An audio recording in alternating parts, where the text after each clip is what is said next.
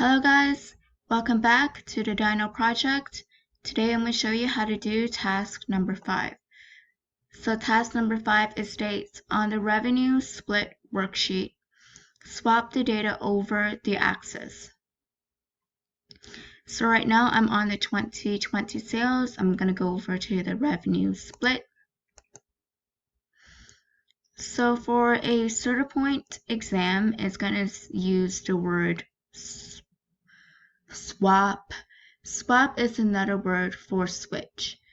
So don't get confused. When on a Certipoint, it says the word swap. Illegitimately just means switch. So when you go over to your data on your ribbon, just go right over to here. It says switch rows and columns. You can see what it states under it.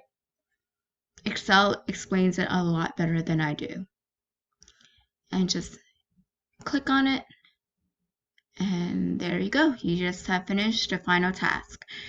Hope this helps out on your final exams, and I'll see you on the next project.